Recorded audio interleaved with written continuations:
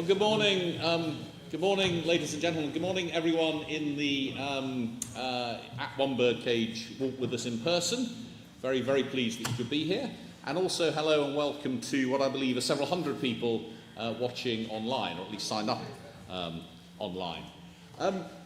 Welcome to the 2022 Green Budget. Now, traditionally, the Green Budget happens before the main fiscal event of the year.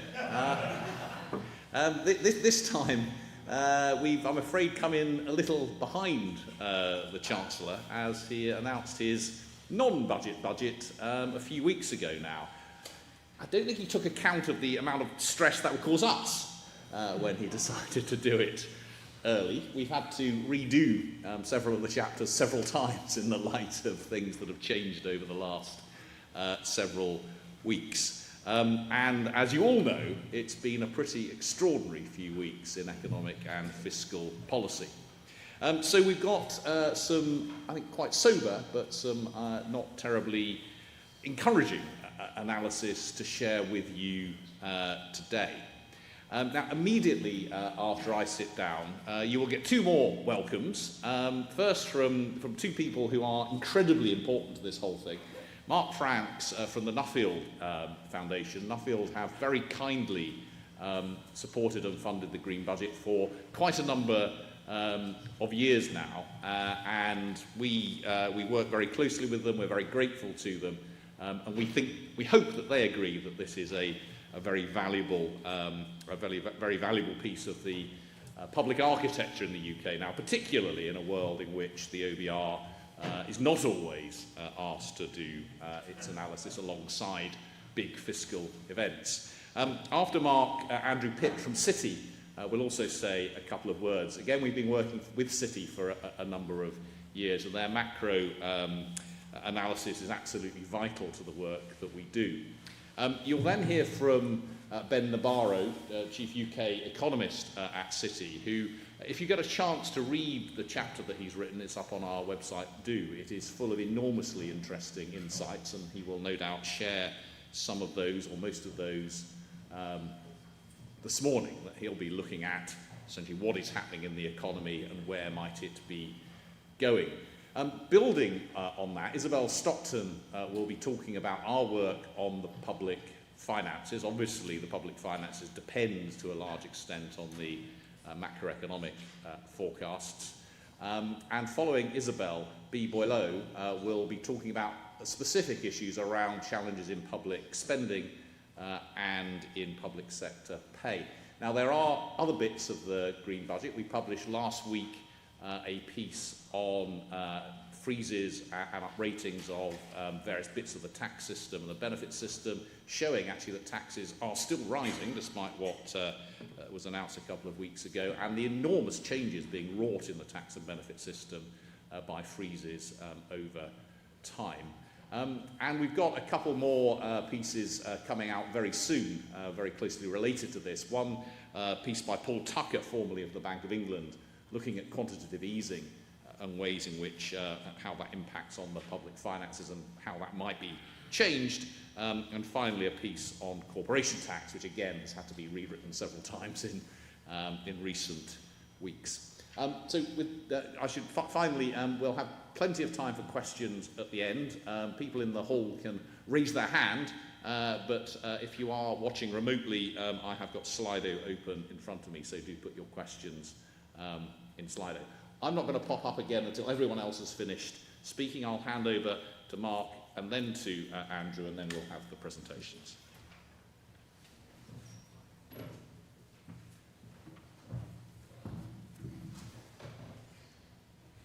Thank you, Paul. It's great to be back at a physical Green Budget launch event. And welcome also to the many watching online. I know that going to hybrid events has increased the reach of the Green Budget wider than ever, which is fantastic.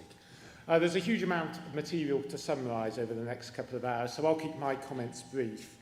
But the Nuffield Foundation funds and supports rigorous research and analysis, and we do that with the aim of changing people's lives for the better. And I think the Green Budget is now in its 40th year, and it's the 10th successive year for which the Foundation has supported it.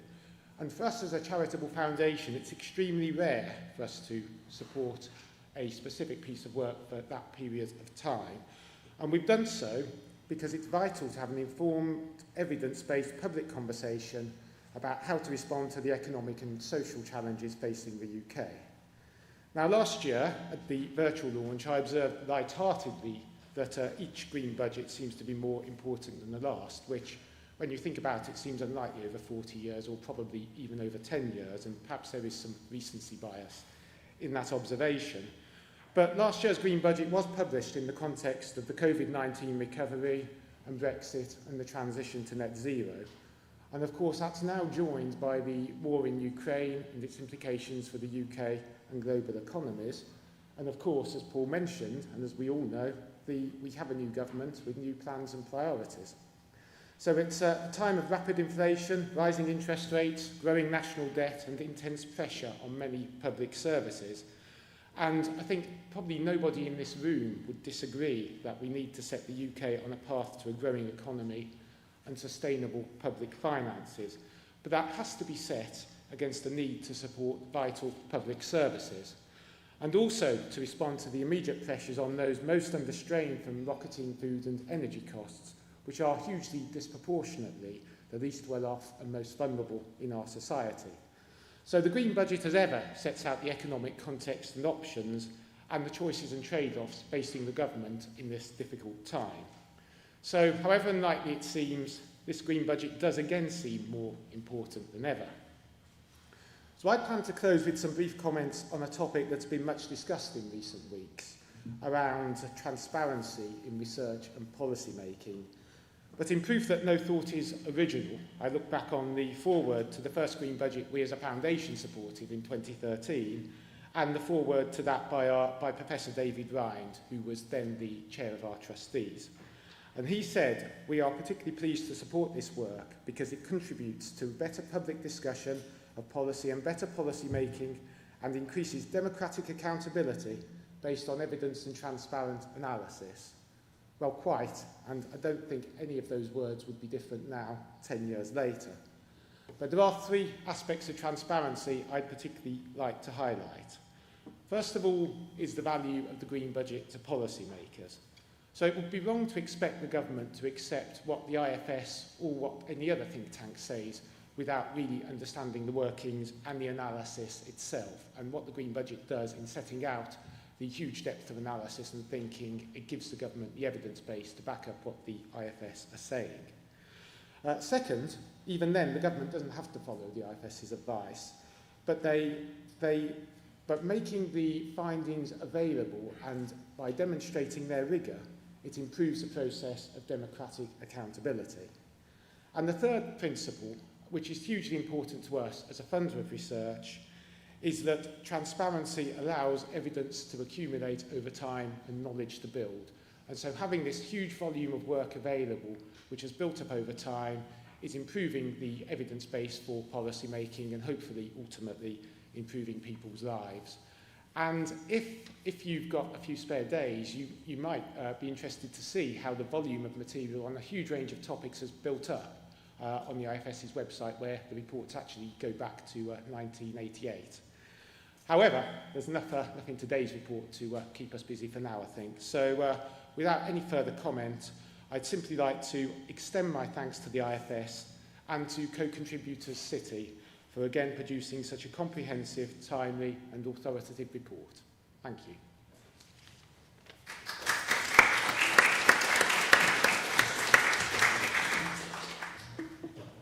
Well, thank you, Mark, and good morning, everybody. I'd also like to add my thanks from Citi to the Nuffield Foundation for the support they've given the IFS over the last decade and producing such fabulous research in the Green Budget every year. I did also wonder, for those of us here in the room when I came in and I saw we were having this event at the Institute of Mechanical Engineers, whether Paul and the IFS team are actually sending us some kind of coded message about the support we think the UK economy might need in the next couple of years. But certainly I'm going to make my remarks very brief this morning because I think today's Green Budget is not just important, it's actually urgent that we have the debate we're going to have on stage today. So as mentioned, I'm Andrew Pearce, I'm Global Head of Research at Citi. It's our great pleasure at Citi to continue our partnership with the IFS. We've not been going quite as long as Nuffield, but we have been going 5 years. This is our 5th year we've worked on the Green Budget, and I think echoing Paul's introductory remarks, it's been quite the most frenetic of those 5 collaborations, given some of the work we've had to do in recent weeks, writing and rewriting our chapters. I think what I've learned in the period we've worked with the IFS is not only is it a great research institute dedicated to high quality, rigorous and objective analysis of the public finances and other aspects of economic life in the UK, but it's also a fantastic partner to work with and very complementary for us. As Paul said, we tend to do the macroeconomics. We come from a banking perspective. We look at growth, inflation, interest rates. Having the additional angle that comes in for us on fiscal analysis and public policy evaluation is absolutely critical, and more critical, I think, than ever. If we think back less than 3 years to the aftermath of the general election in 2019, nothing's ever certain in public life, but it did seem then that there was some potential certainties around where monetary policy and fiscal trajectories might go. How different the world is now. Obviously, we've had 2 huge exogenous shocks in the COVID pandemic and more latterly, obviously, the war in the Ukraine. Beneath that, Brexit has continued to put strains on the UK economy, and that's obviously something we've worked closely with the IFS on in recent green budgets, and still is something I think needs more attention, but is clearly being masked by bigger issues at the moment. And then obviously we've had the turmoil of the last few weeks. We've obviously seen all this, the moves in UK financial markets, some of which, to be fair, I have to say are technical, although could possibly have been avoided with better planning by the government in terms of how things were announced. But it's important to note that all of those moves have come on the back of what were already very fragile global markets.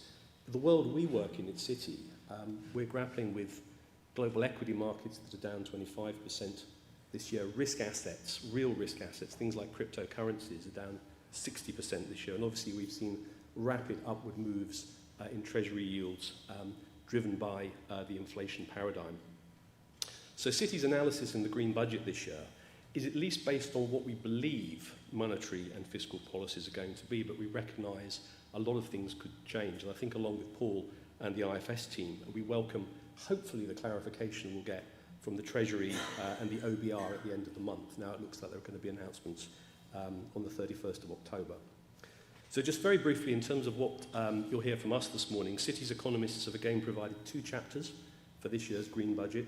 Our first chapter looks at the global economic outlook, and perhaps as you would expect, here we paint a less than rosy picture for the year ahead. Post-pandemic supply disruption has proved more persistent than we expected, and the additional impact of higher energy prices in Europe risks yet further economic pain right here on the UK's own doorstep. Geopolitical concerns also further supply shocks and are likely to keep coming, particularly the increasing stress we're seeing in transatlantic relations with China. So in the near term, high inflation looks set to stay globally and will trigger probable further significant rate rises from central banks. Our second chapter, and probably the key focus of this morning, is on the UK economy. Here we outline, as you would imagine, a challenging outlook both for households and firms, with few easy answers from a policy perspective. The full impact of the terms of trade shock will, we think, only become clear over the coming months. Alongside the cost of the shock itself, we also expect higher rates to weigh heavily, pushing any meaningful recovery back into the second half of 2024 if you look at our forecasts. And this is more than just an issue of low demand in the UK. Instead, the UK faces a very challenging combination. Probably, and I don't think I've seen something quite like this in my life working in the financial markets, of severe supply disruptions coupled with low unemployment, but rapidly rising interest rates and high inflation. I think with structural economic shocks likely to persist, we believe that policy needs to remain flexible rather than dogmatic. So with those remarks, I'll just quickly thank my colleagues Christian Schultz and Ben Navarro from Citi's economics team, who've compiled the first 2 chapters of the Green Budget this year. And particular thanks to Ben, who you're now going to hear from on stage, who's done absolutely Trojan work in the last few weeks, particularly on the UK chapter, given a lot of the changes we've had in policy announcements. And I'd like to just close by again thanking the IFS for the opportunity for collaboration, and I look forward to what will hopefully be a very lively debate this morning. Thank you.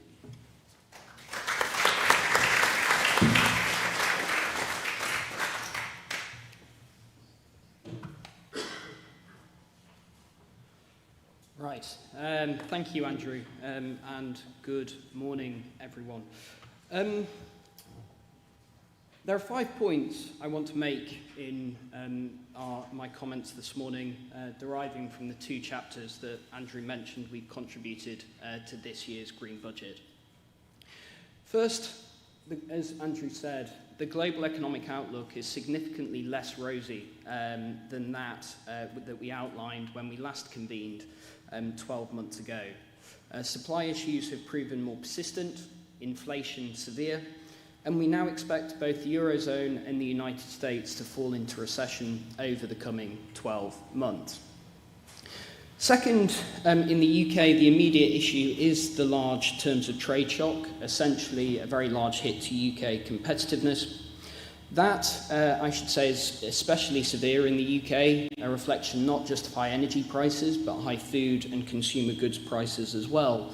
And we do expect that to cause significant economic pain. Third, in the UK, we think the impact of that will be exacerbated by what we perceive to be low domestic economic resilience.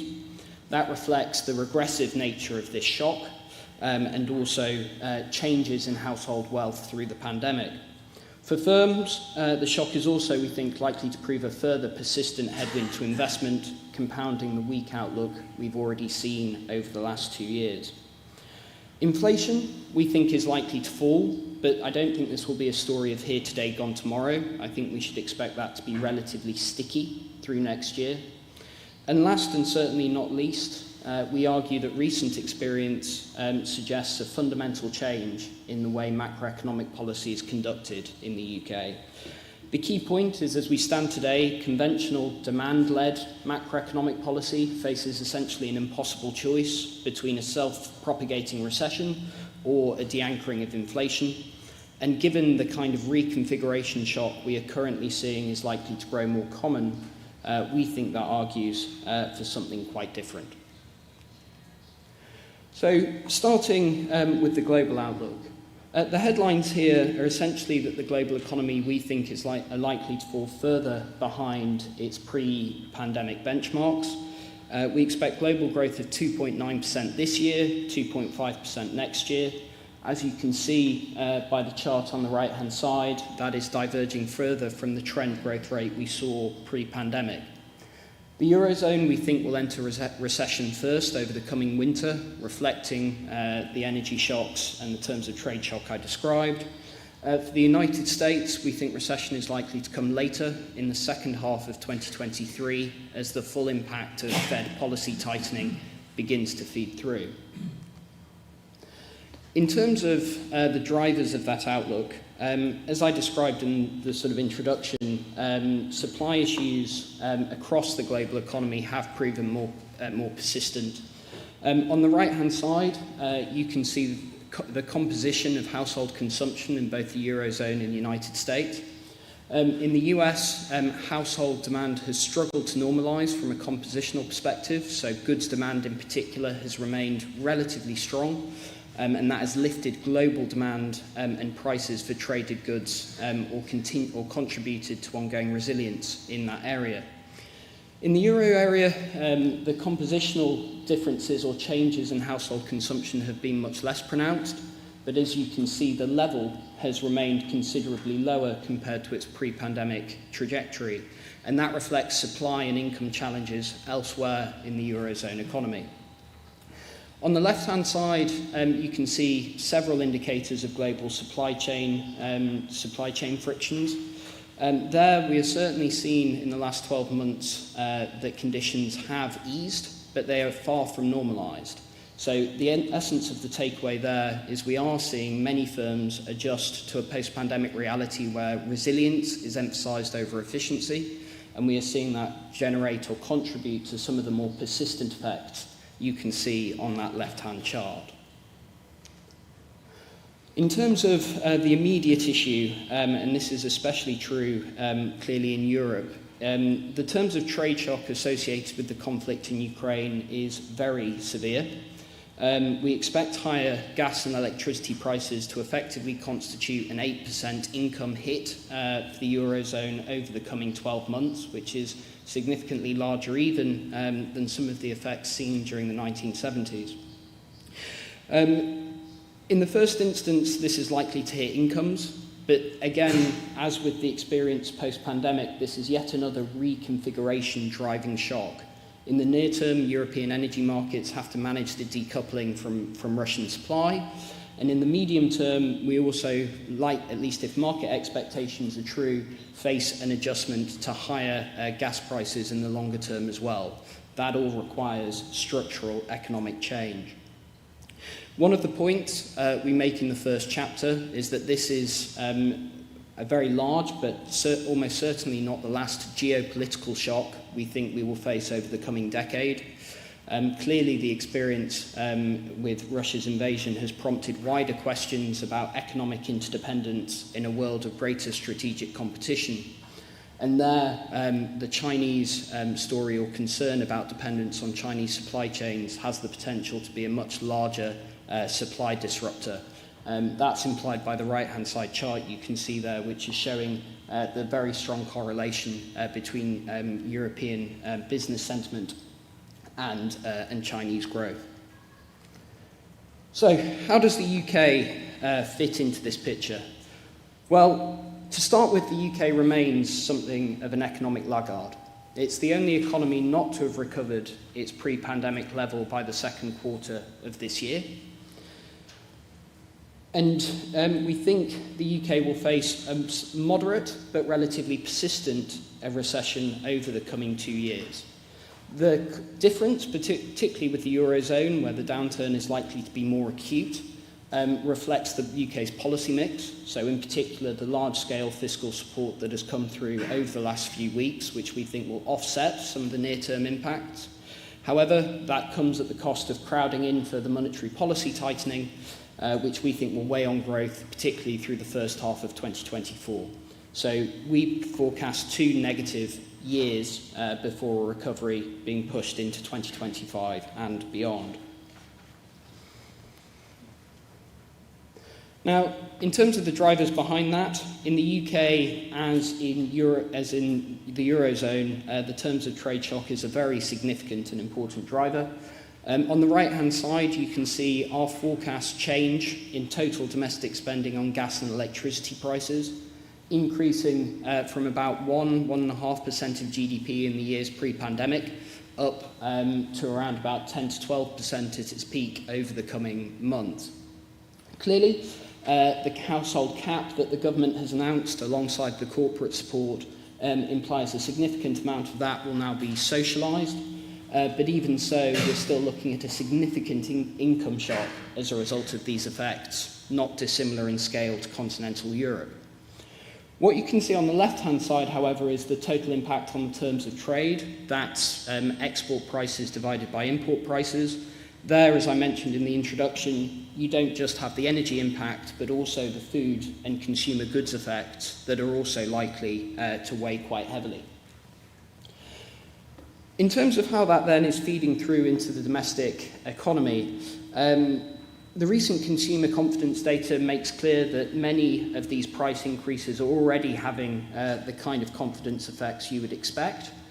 We do think that given the degree of fiscal support over the coming months, we are looking at a qualitatively better outlook to that which might have materialised otherwise. So fiscal support is providing a notable tailwind to household incomes, as you can see on the left-hand side chart there. However, it's worth noting that households are still facing 2 very difficult years, with real household incomes falling by 2% on average. And we think that given energy and food consumption is relatively regressive, at least in proportional terms, price increases there are likely to compound the scale of the shock to consumption. That suggests greater or more widespread credit constraints, and with monetary policy also tightening, we think that suggests only limited support from the household dissaving we have seen in recent years through the pandemic. It's worth noting that as we go particularly beyond the next 6 to 12 months, we do think the increase in bank rate will have a very material impact on household consumption thereafter. So we have seen the fastest increase or tightening of monetary policy in the UK for many years, and we think that that will also constitute a very large headwind to household consumption as we get into the second half of next year. As for households, also for firms, in the second half of last year, we saw generally firms able to pass on cost increases relatively effectively. In the months since, as household demand has softened, the extent of pass-through has weakened materially, and that has subsequently put downward pressure on firm margins. Now, ordinarily, low margins or margin compression need not mean weak investment. Sometimes it can be quite the opposite, especially during a cyclical upturn. However, the analysis we present in the chapter makes clear that in a wider or weaker economic context, the impact on investment tends to be relatively severe and certainly negative. So we expect this to weigh on what has already been a really quite weak investment recovery post-COVID. And what I would say is, given the strength of capacity utilisation, but also the weakness in profitability, that is an important signal of structural reconfiguration that we think has yet to come. On the external side, the picture also remains relatively difficult. Currently, total UK trade remains 25 to 30% off its pre-Brexit trend, and that's based on the doppelganger model we presented in the IFS Green Budget in 2019. In recent months, two particular vulnerabilities have become rather clearer. The first is the weakness in UK services exports to the European Union. The UK, it won't take me to remind any of you, has traditionally excelled in the export of high value-added services, and those have increasingly underperformed international benchmarks, and especially with respect to EU trade. The second is on the funding side, where the UK post-Brexit has become increasingly dependent on international portfolio flows. So previously there was a lot of direct investment in the UK, less so now. And we think that implies more vulnerability over the coming months as the UK current account deficit quite plausibly widens to about 9% of GDP, and global competition for those portfolio flows intensifies, that being a reflection of the Eurozone having an external financing need for the first time in many years, but also rising US interest rates. Now, turning from the demand side to the supply side of the economy, alongside those income challenges I referenced, the UK is still facing a very challenging outlook for the supply side of the economy. Clearly, the UK, as many countries have, has suffered a series of very large supply shocks, and we do see evidence that the UK is struggling to reallocate both capital and labour to the new or post-pandemic economic structure. So what you can see on the right-hand side there is capital user prices across sectors and assets. Dispersion has grown very materially, just like it did post-GFC when we had similar reallocative issues. We do take some solace from the fact that dispersion across assets has grown by much less than dispersion across sectors, which suggests that ultimately more capital may be able to be reallocated than was the case in the early 2010s. But even then, that points to quite an important policy challenge if we are to see growth recover better than we expect. The other important point to note is, alongside capital reallocation, the UK is suffering from greater wage dispersion more significantly than it did post-GFC. So allocative issues both on the capital side but also on the labour side as well. Now, turning to the labour market, clearly, as Paul referenced, one of the notable positive stories for the UK economy at present.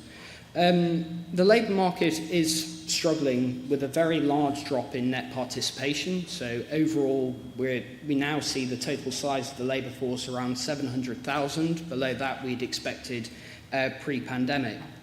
We're hopeful that some of those effects can fade over the coming years. Traditionally, particularly increases in non-core inflation have tended to have a very strong positive impact on participation in the UK. and we do think that may prove to be the case again. We also would note that things like the IR35 reform or the decision to reverse those changes could well generate something of a boost in self-employment, which has been one of the notable underperforming areas. However, there are longer-term uncertainties here. Around half of that drop in participation is as a result of long-term sickness, and there I must just confess to humility about what exactly or how those may develop over the coming years. I think it's very, very difficult to tell. But broadly, even with that, we do think that unemployment is likely to increase over the coming 12 months as that improving supply picture combines with a moderation of labour demand. As we stand today, vacancies still remain at a very high level, but we do think that moderating activity is beginning to feed through more clearly there, if somewhat attenuated by deferred hiring effects through the pandemic and also hoarding effects in recent months as the economy has reopened. Both of those, we think, can fade. Turning to inflation, as I mentioned in the introduction, our sense there is that the outlook is for stickiness but not persistence. The very large increases in food and energy prices are having significant second-round effects in other parts of the economy, particularly for domestic services. That is to be expected, given the scale of those effects and the compressed nature of firm margins to begin with. And we do also expect through next year factors such as widespread indexation and also sterling depreciation to continue to put upward pressure on inflation, particularly through the first 6 months of 2023. We're expecting CPI inflation to fall back to 2% only in 2025. But I must stress that if you're trying to evaluate the risk of a more self-perpetuating domestic inflation problem, in our view, there are 3 key things you want to look for. The first is evidence that pass-through is accelerating well beyond the input cost effect. For now, the UK, there certainly isn't evidence of that, whereas, for example, there is in the United States. The second is widespread feedback into wages and evidence of the Phillips curve shifting or decoupling. For now, again, there isn't significant evidence of that, though there clearly are signs of pressure. And the last is on the inflation expectation side, where the data is often very volatile, does point to vulnerability, but for now there isn't as yet kind of clear-cut evidence, I think, that we are seeing the emergence of more persistent domestic inflation. Indeed, I would argue against it. So, just by way of a small conclusion before turning over to Isabel, what is policy to do in an environment such as this? The MPC has hiked rates very aggressively over the last 6 months. That makes a lot of sense given their mandate and some of the pressures they're under. One of the points we make in the chapter is that if the UK were to see evidence of more persistent domestically generated inflation emerge, the outlook would become considerably worse. So you'd be looking at a recession quite plausibly of 5.5% of GDP in order to re-anchor the nominal side of the economy. However, as we stand today, the contradictory positions of monetary and fiscal policy is a significant error. As in our view, if you are to see, or if you do drive fiscal policy in an expansionary direction in the context of high inflation, low unemployment, and a huge amount of uncertainty, the Bank of England will almost by definition have to overreact, overcompensate for the fiscal stimulus that you do. And I think we're going to see that over the next few months if the government continues on its current trajectory. And that would imply a weaker medium-term economic set of outcomes than if policy had been slightly more balanced. But I should stress, and I think this is the core sort of conclusion of the chapter, is given the outlook as we stand, the current policy failure, I think, runs a bit deeper. The UK is seeing a series of very specific price shocks which are driving inflation to decade highs, but trying to offset those with reducing demand, driving unemployment up, and widespread disinflation doesn't feel to me like an optimal economic strategy. Now, what that suggests is if we are to see more of these supply-driven specific price increases in the year ahead, in the years ahead, and I would say that's one of the implications of, say, the green transition or some of the geopolitical themes I referenced, then we have to think about managing some of these price shocks in quite a different way. In my view, given the low level of potential growth in the UK as we stand, I think that's essential. Otherwise, we're likely to be caught in this process of supply shocks and subsequent policy-driven recessions. And I would say for the UK, given where we start, that isn't a plausible policy path. I will leave it there and pass over to Isabel.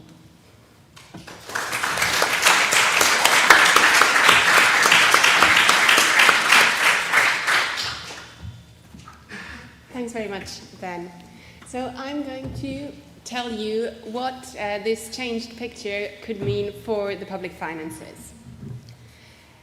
So as we've heard, the economic outlook is clearly worse than it was in March when the OBR last published an official set of forecasts. But it remains incredibly uncertain. We have, since March, seen substantial support for both households and non-domestic users of energy with their bills.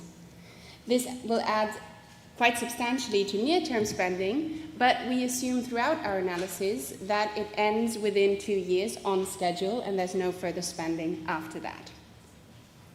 Higher inflation has a number of effects on the public finances.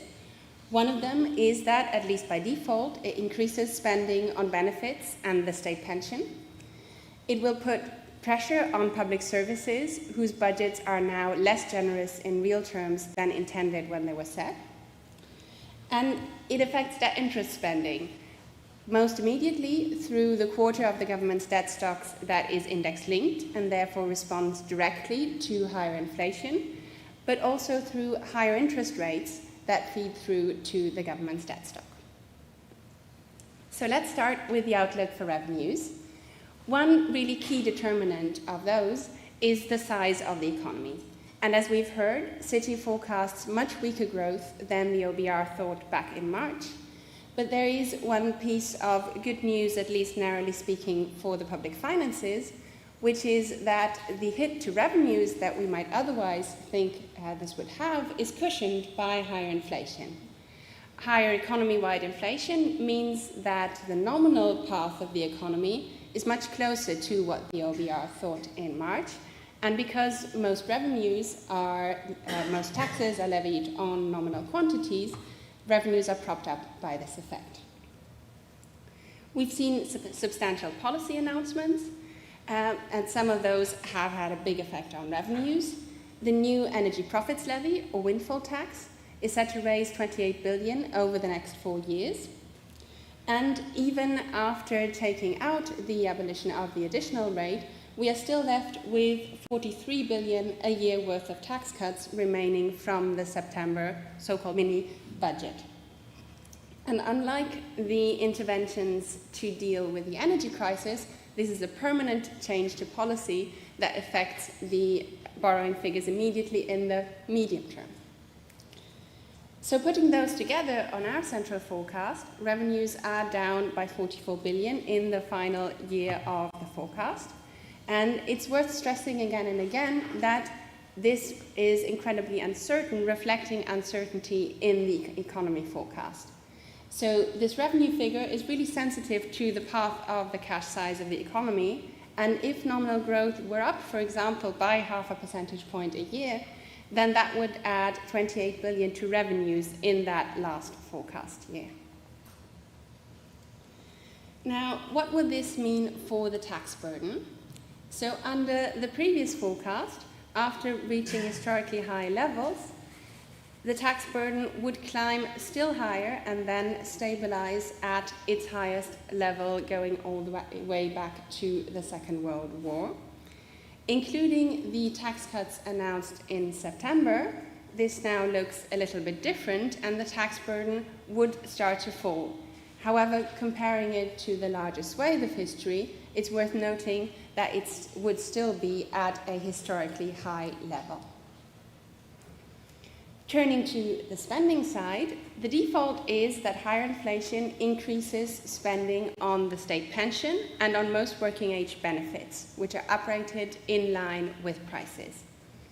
Now, that is a good thing, at least in the absence of an active policy decision, we wouldn't want things like the state pension or working age benefits to keep growing or shrinking in real terms just by virtue of inflation turning up higher or lower than we might have expected. And this would add another 4 billion to spending next year, rising to 14 billion in the last year of the forecast as higher inflation feeds through to those spending lines. In the near term, support with energy bills is going to be really important. Now, we saw an initial package to help with the cost of living and specifically energy bills back in May. That is set to cost 15 billion in the current year. The energy price guarantee, of course, is much more difficult to price. The cost is highly uncertain.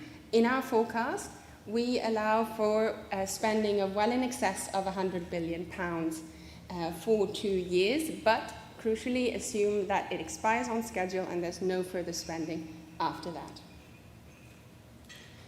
When it comes to spending on departmental budgets, we assume that the existing settlements are kept to. Those existing settlements are cash settlements. That means that their real generosity is now lower than when they intended when they were first set. And they are down by quite a lot. Their real generosity is down by 5 billion this year, 14 billion next year, and 23 billion in the last year of the current spending review period.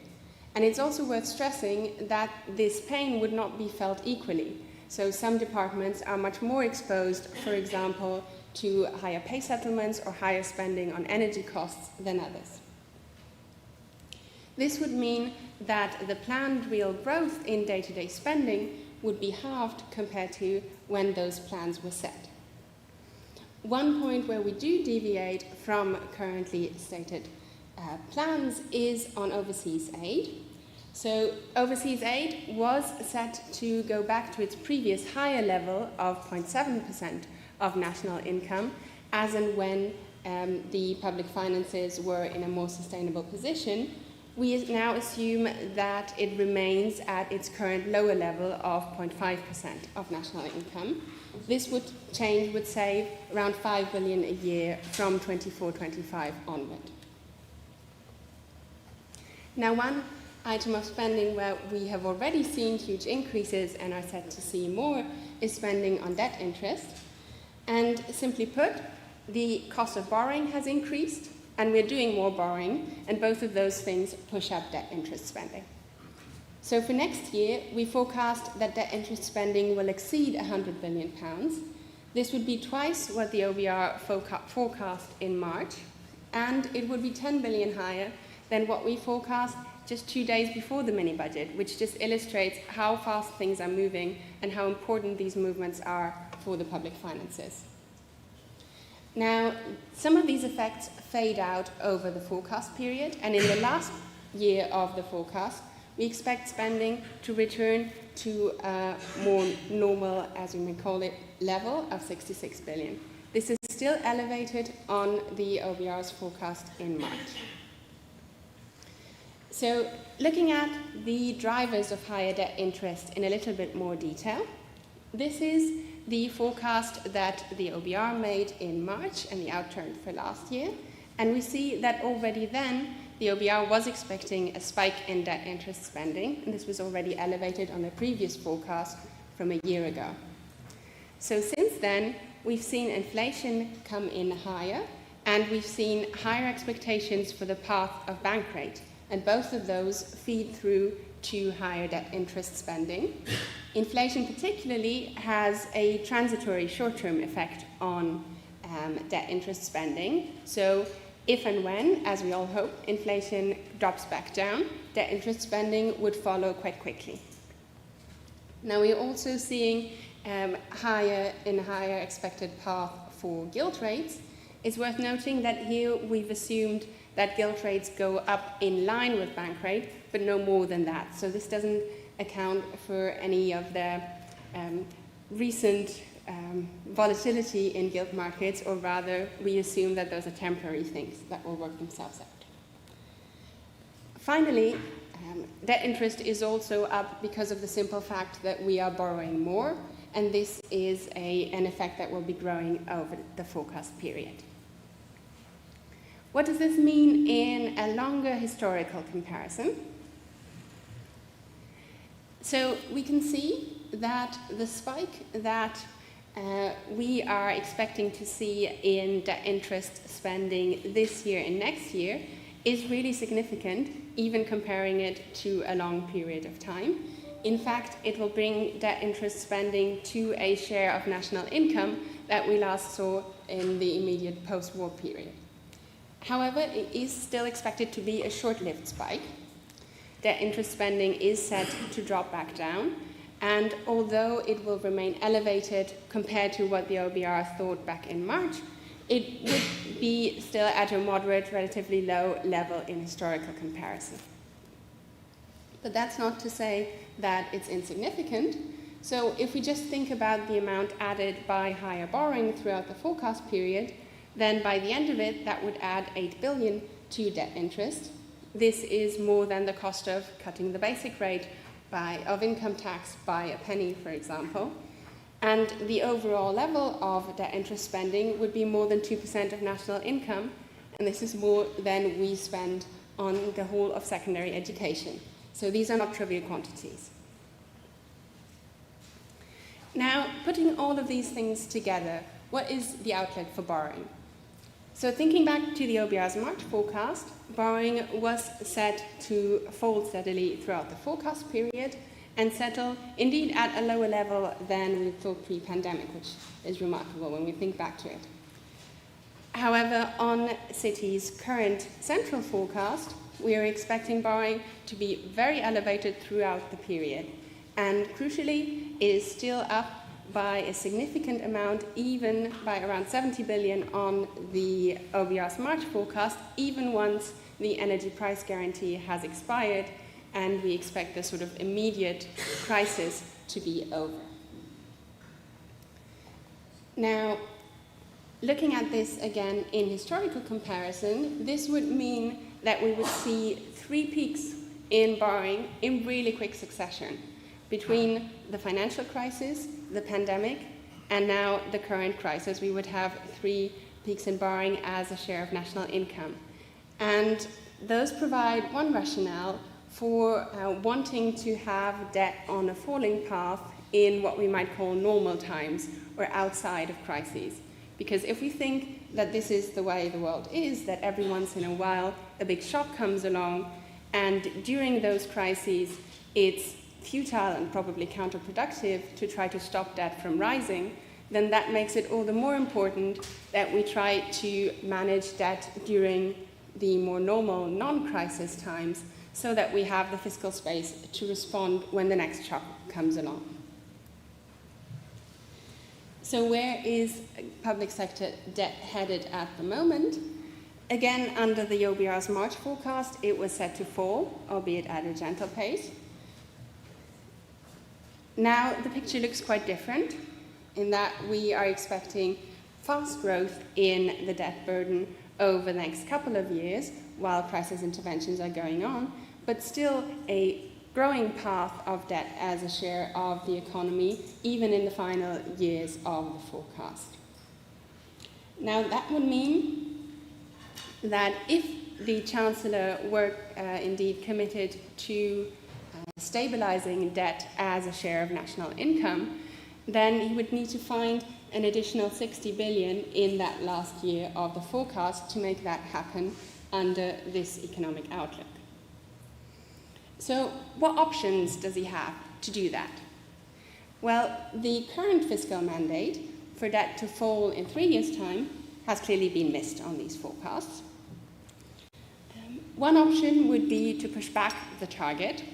The medium term might just as well be interpreted to mean in 5 years' time as in 3 years' time. There's nothing magical about 3 years specifically. This might give more time for additional growth to materialize or for a new round of spending cuts to be announced. Now, additional growth would certainly be welcome, and it would certainly ease this fiscal challenge. However, we would really need quite a lot of extra growth for the challenge to become at all easy. So I've mentioned that a little over 60 billion would be needed in our central scenario.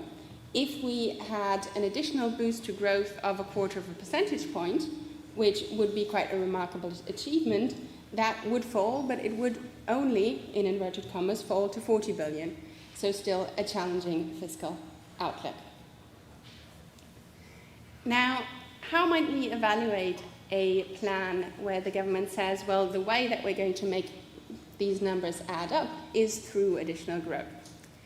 Well, at least for the OBR, this is not a completely new situation. If we cast our minds back all the way to 2011, then the government at the time had also put forward a plan for growth and was claiming that this would increase growth through a series of reforms on planning, on regulation, on various other areas.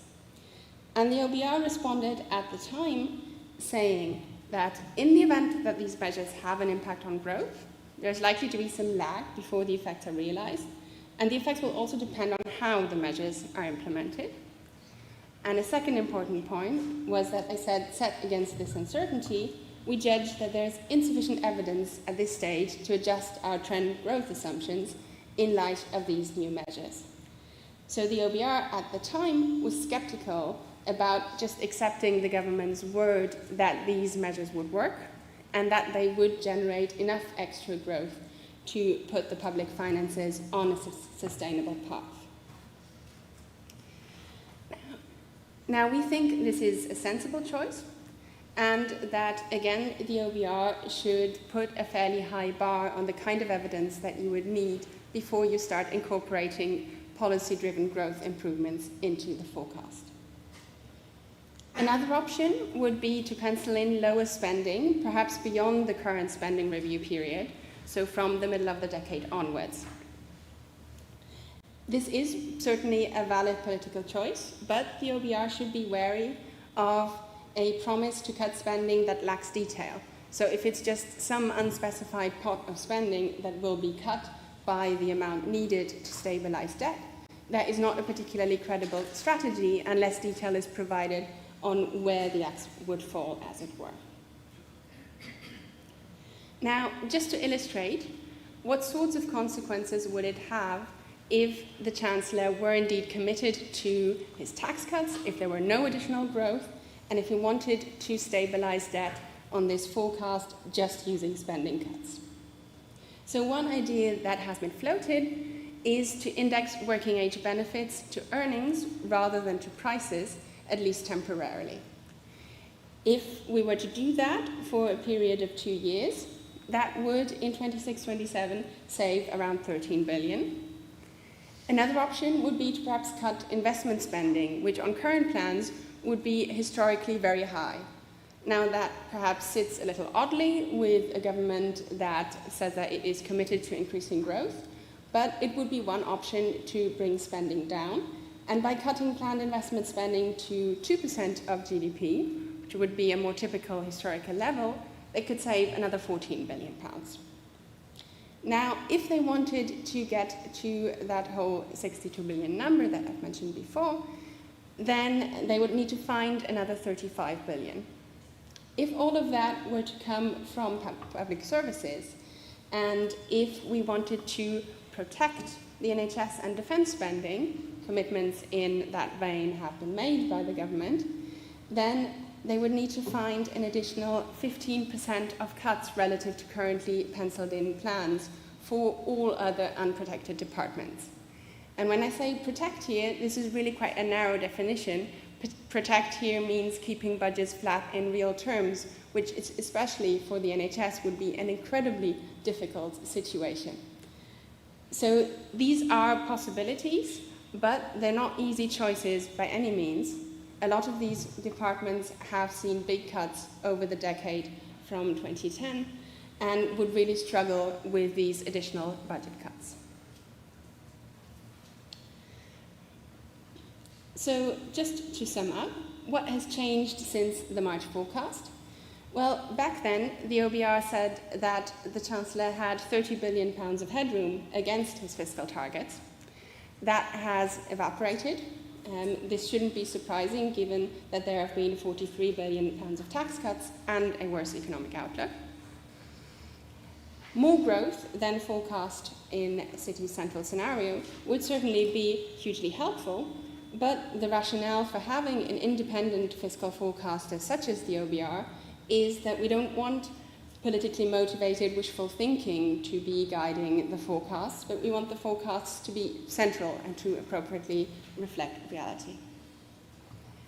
If the Chancellor were to push back his target for getting debt to fall to 5 years' time rather than 3 years' time, that would also make it easier to achieve. But if promises to cut spending in 4 or 5 years' time lack detail, that may not amount to a credible strategy, and recent events have certainly illustrated the dangers of a non-credible fiscal strategy to all of us. And finally, what the Chancellor should avoid is a situation that he himself warned of in 2012 when he wrote our forward-looking fiscal targets, that there's a danger that in each new budget the government promises their books would balance tomorrow, but tomorrow never seems to arrive.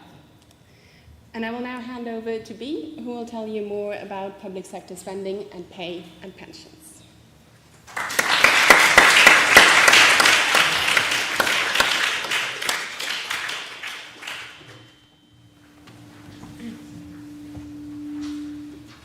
Thank you, Isabel. I'll be talking this morning about decisions that the new Chancellor faces over the level of public spending and public sector pay. I'll then go on to talk in more detail about the overall level of public sector pay and pensions and how those compare to remuneration in the private sector over time and how the difference varies between different groups. But first, on to the current situation in terms of public sector pay. So in last October's spending review, departmental funding was fixed in cash terms over the next 3 years. This was a period in which inflation was expected to average 2.7% per year for the 3 years covered, and so budgets were predicated on public sector pay awards in the region of 3%. The double-digit inflation now expected this financial year wasn't predicted and therefore wasn't budgeted for. This July, the government recognised that this was insufficient and awarded public sector employees a pay rise of around 5% on average. Thus far, budgets haven't been topped up to compensate for these extra 2 percentage points on pay, and we estimate that these extra 2 percentage points will increase departmental staffing costs by around £5 billion this year alone. And even these higher than budgeted for awards may be insufficient, either to prevent issues around recruitment and retention in the public sector this year, or more broadly to prevent the risk of widespread industrial action this winter. 5% pay awards still represent a significant real terms cut to public sector pay, given that inflation is expected to be around 10.5% this financial year. And 5% pay awards are also expected to run below private sector settlements this year. The Chancellor therefore faces a range of trade-offs over pay, employment and spending cuts in the public sector, and I'm going to dive right in and illustrate one of those faced this financial year in the next slide. So in this trade-off that I'm going to illustrate, I'm assuming that staffing budgets are held fixed, and that means that additional points on public sector pay are afforded entirely through cuts to public sector employment. This is obviously a simplification, and it's true that departments might be able to find space in other areas of their budget in order to afford extra points on pay. But given the rising prices of energy and food, among other things, none of which departments have yet been compensated for, it's unlikely that there's going to be much room in other areas of departmental budgets to afford large changes to public sector pay. So on the x-axis here, you can see the average pay awards offered public sector employees this financial year. And on the y-axis, you can see the necessary change to public sector employment that would be necessary to afford this change in pay. And I'm going to start by showing you the trade-off if budgets continue not to be topped up, so the funding allocation set out last October in the spending review. So the first point I'm showing here is a pay award of 3% on average. And as you can see, that's what was budgeted for on average last October, and that would be affordable with no change to public sector employment. The next dot shows the situation under the pay awards budgeted for this July, or awarded this July.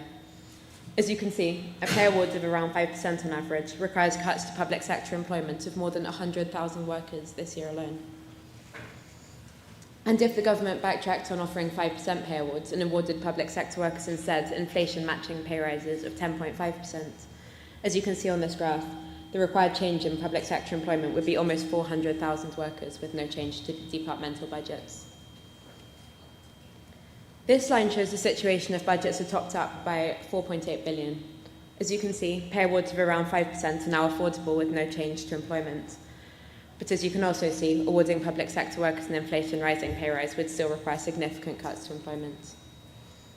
Indeed, it's only in this third situation, where budgets are topped up by £17.9 billion in this year, that inflation-rising pay rises would be affordable with no change to employment. And these problems don't end this year, and are expected to only repeat over time. The spending review of 2021 was setting budgets in cash terms over the next 3 years. If the real terms pay cut awarded workers this year was baked in, and in the next 2 years pay awards matched inflation, keeping pay constant in real terms, departmental compensation in the final year covered by the spending review, 2024-5, would need to be more than £10 billion higher. Alternatively, to afford these pay awards, public sector headcount would need to be cut in that year by more than 200,000 public sector workers. And if inflation matching pay awards were offered in all 3 years covered by the spending review, settlements would need to be £25 billion higher in the final year, or headcount cut by 500,000 public sector workers in the final year covered.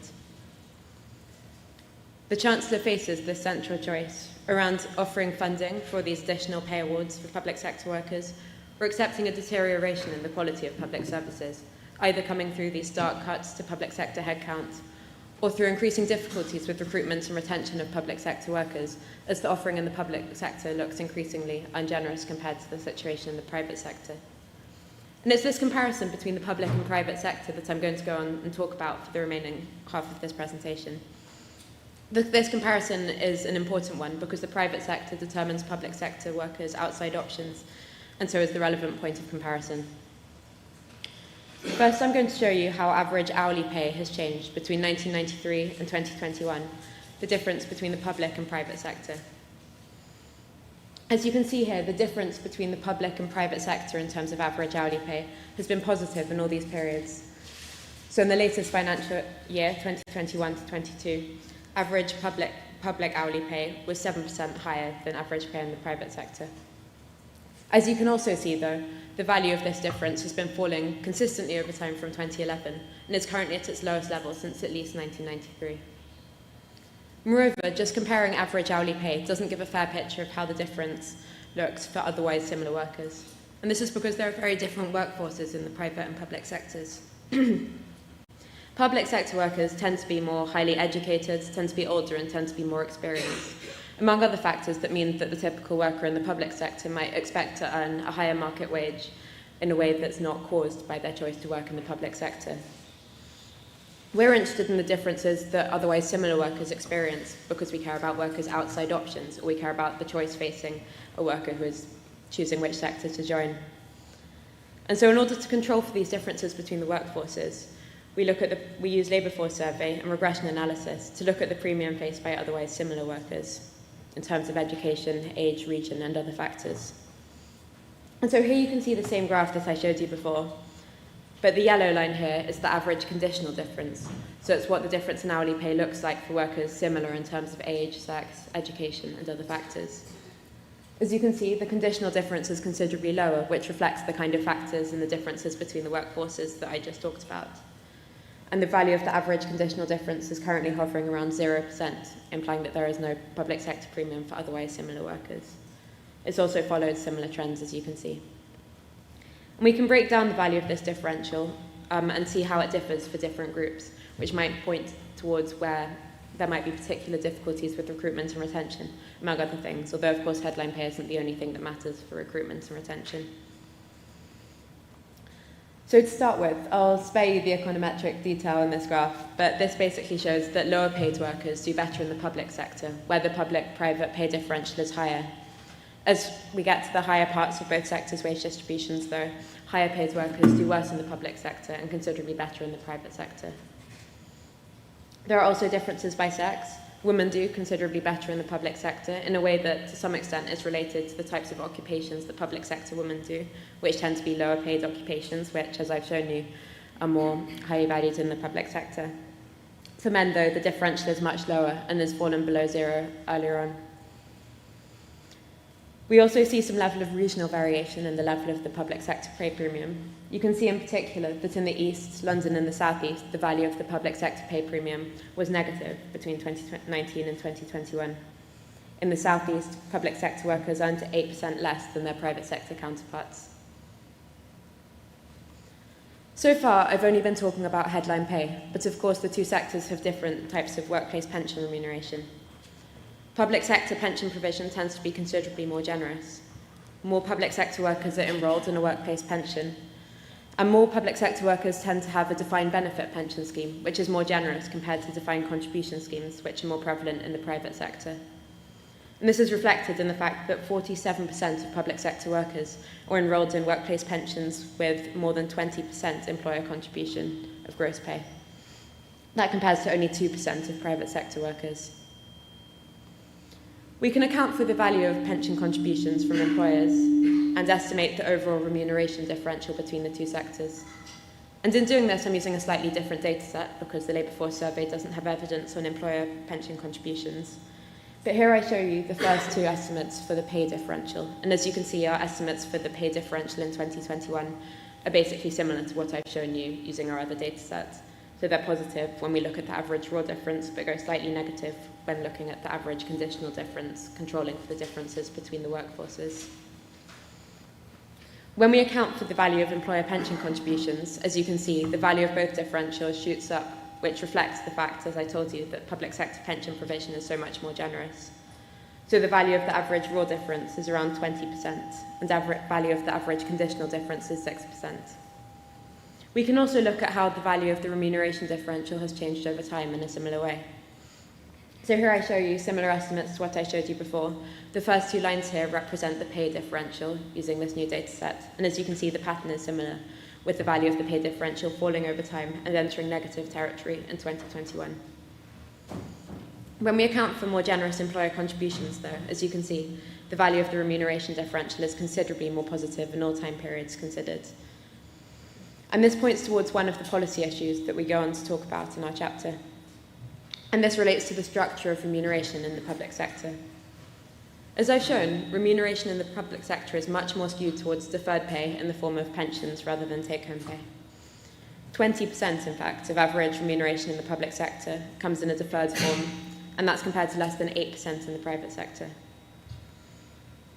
Take-home pay, though, may be more important to those choosing which sector to join or deciding whether to leave the public sector, and we think this is especially true during the ongoing cost of living crisis. Another worry is the fact that you can't reduce defined benefit pension contributions, which, as I've said, are more prevalent in the public sector. You either opt in or out, and we might worry about an increasing level of opt-outs to defined benefit contributions, thus losing very generous employer contributions if employees want more on their take-home pay to stay. A starting point that we propose is reducing pension contributions from employees and increasing take-home pay to an extent that would compensate. We argue that this might prevent a rise in opt-outs and also might increase many public sector workers' welfare. To wrap up, I've talked about the fact that public sector pay awards need to be higher than was assumed a year ago when departmental funding allocations were set. And I've shown that this can't be accommodated within those spending plans without significant cuts to public sector headcount. The Chancellor must either top up spending plans or accept that the quality of public services is going to deteriorate. The 5% pay awards that were announced this July will be below inflation this year and will likely run below private sector pay settlements. And this comes after a decade of public sector pay falling relative to the private sector. It's true, though, that public sector pension contributions are significantly more generous, and we argue that this is a strong case for rebalancing the structure of remuneration in the public sector. That's all from me, and now I'll pass back to Paul.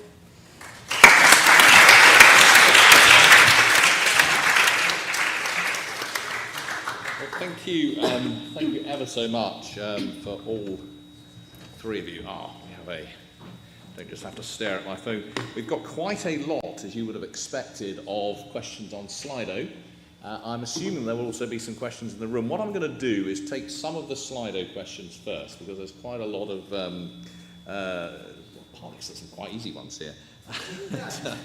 And then I'll come to the room, and I'm going to take some of the easiest ones myself, and then throw the harder ones across there. So the most popular, there are a few which have got quite a lot of votes here. The most popular one is, with an ageing population, do we have to accept higher taxes or vast cuts to public spending to have debt on a sustainable footing?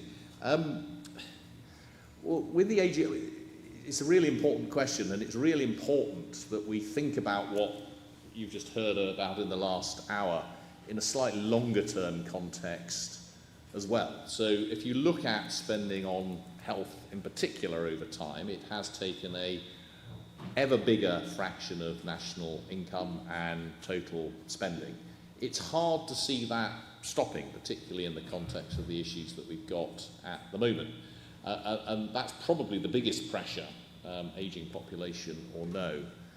Clearly, spending on pensions and social care, if we are to have the current arrangements, or in social care more generous than the current arrangements, will rise as a fraction of national income over time. Now, you can control some of that. You can get rid of the triple lock. We are increasing state pension age.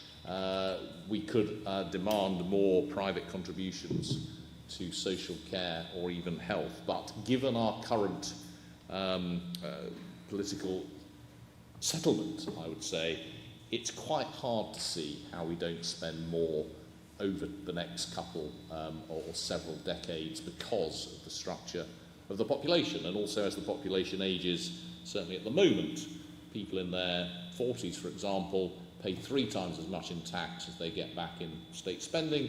People in their 70s get back in state spending 3 times as much as they pay in tax. Now that evens out over a lifetime, but as the population ages, those things become more difficult. So the short answer to the question is we do need to accept these constraints. We need to deal with them. We could decide to make a big change to the structure of the economy, of public services, but we need to be clear about what they are.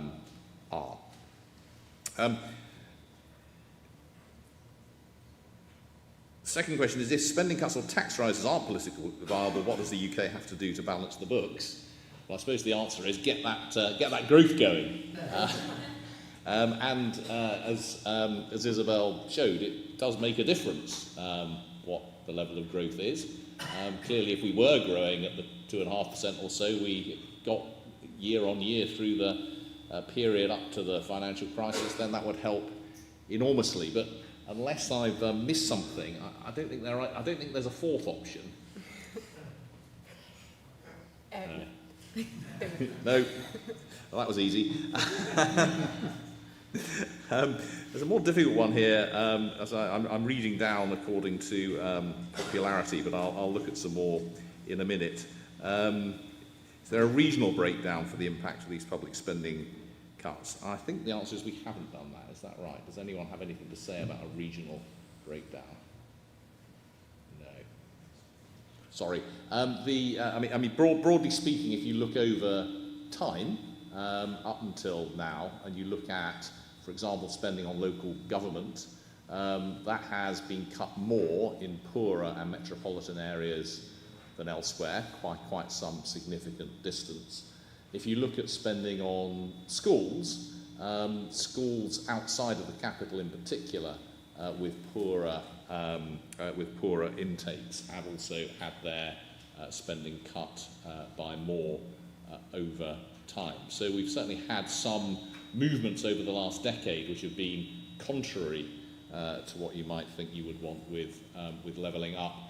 Some colleagues of mine are putting out a quite big report quite soon on the distributional, regional distributional and distributional by income group of spending on health, education, local government and so on. So that is to come. So then there's some political questions here. Why do we think Truss and Kwarteng rushed into having this mini budget? How does the Chancellor put things right at his next fiscal event? Well, again, some really tough questions there. Why did they do it? Well, to be fair, Liz Truss made pretty clear in her bid to become Conservative leader that she wanted to make most of the tax cuts that we saw in the mini-budget and wanted to get those done quickly. The national insurance cut is happening very quickly. It's due in November, and giving people time to know that the corporation tax cut was coming, I'm sure was part of the calculation. How you fix it, I think, was really the subject of what Isabel was saying. There's another question down here which is of the form, why do we keep going on about spending cuts? Surely these aren't appropriate. We are not saying you should make spending cuts. We are saying that given the arithmetic, it's quite hard to see what else you do unless you reverse your tax increases. But does anyone have any better ideas of how the Chancellor might fix this? Well, it's perhaps also worth saying that at least on the central forecast, even reversing the tax cuts announced in the mini-budget would not be enough to stabilize debt by the end of the forecast. So unless we get some additional luck or some additional successful effort to give us a more favorable economic outlook in some way, more growth, a more tax-rich economy, lower interest rates, something else that would help, then we would need additional tax rises beyond taking back the tax cuts recently announced to, well, in one definition, balancing the books, and not even a particularly strict definition of balancing the books, I should say. There's a couple of questions here which I'm going to put together and ask Ben, which is essentially about resilience, the importance of resilience, what a more resilient economy might look like, and whether in the face of geopolitical risks we need a more resilient economy, and does that in itself imply a bigger role for the state? Yeah, there's plenty to unpack in that. So what's a more resilient economy look like? I mean, that's quite interesting. A couple of obvious vulnerabilities that came through, at least in this work, and I think will be intuitive to those who look at the UK economy relatively closely. The first is the inequalities in household wealth that I think we've seen in policy in recent months clearly are a problem, especially in the context where, hypothetically, food and energy inflation have always been amongst the most volatile components of UK prices, but could well become more so. And those inequalities, I didn't discuss it in depth, but we look at that real wealth forecast in the real household wealth across income deciles in the piece. And I think it, again, will be quite intuitive that those wealth inequalities have widened. And I think if you pair that alongside a relatively weak trajectory for real household income growth that we've of course seen over the last decade, unless the fundamental growth picture changes, that will persist. I think that vulnerability is important. So how do you enable households to manage more self-insurance, I think will be, I would appreciate that probably sounds bizarre given current context, but I think it's an important issue that we need to think about more structurally, because I do feel that element of UK resilience has fallen in the last decade. The other notable one I should stress is on sort of supply chains, UK trade. At least compared to many of my colleagues, it does feel as though UK supply chains have been particularly exposed over the last 2 years to disruption in things like food supplies, energy supplies, and so on. And it does feel, from a policy perspective, as if the UK has, for a long time, really run itself to eke every bit of efficiency that it possibly can. A real management consultant's economy. And I think that quite plausibly has to change, at least to some degree, in the context of those kind of shocks. So I don't know what that answers, Paul, but that would be a few thoughts. Great, thank you. There's some quite good ones at the bottom here. Too long didn't read, we're all doomed. Isn't it? Is the Bank of England's intervention today, following more turmoil in the markets, a consequence of the IFS Green Budget highlighting the difficult choices? I hope not. I'll take one more from here, and then I'll go to the audience. I'm going to take this one because I think it's actually rather important. This is what impact would these new forecasts have for Labour's current spending plans? And obviously, the last few weeks have been focused on the forces unleashed by the current Conservative government. And given the polls, we do need to be thinking about what the opposition is considering. It also should bear, the Conservatives, the government ought to bear this in mind in thinking about the effect of their own policies.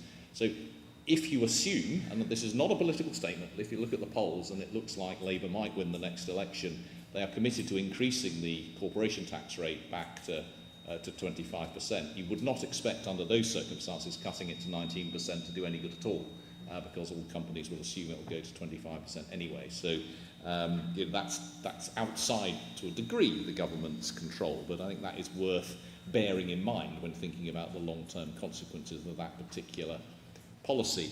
But I think a more general issue for Labour is that they've accepted the majority of the tax cuts that were put in place by Mr Kwarteng a couple of weeks ago, the cut in the national insurance contributions and the cut in the basic rate of income tax. One presumes that they have ambitions to spend rather more than the current government.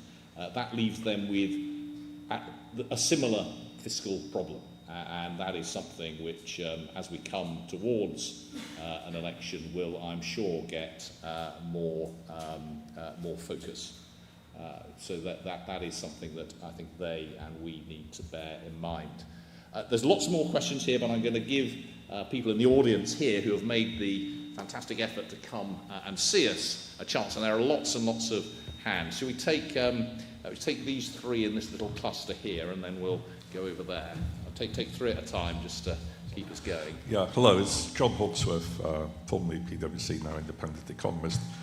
Can I just ask, on the Citi forecasts, certainly in the version of the mini-budget, you seem to be talking about real GDP about 5% below the OBR in 2026-27, which is, I guess, a bit more than the consensus if you look at other people like National Institute and so on, their recent forecasts. Now, of course, it's possible that you're right, but I suspect the OBR won't revise down their forecast that much based on how they tend to behave. Yeah. And if they revised it down by, say, 3%, you might be sort of 30 billion better off in terms of the public finances in the final year of the forecast, and maybe not needing to do quite so much on public to get the public debt ratio falling at least by 2027-28 if they roll the forecast forward a year more.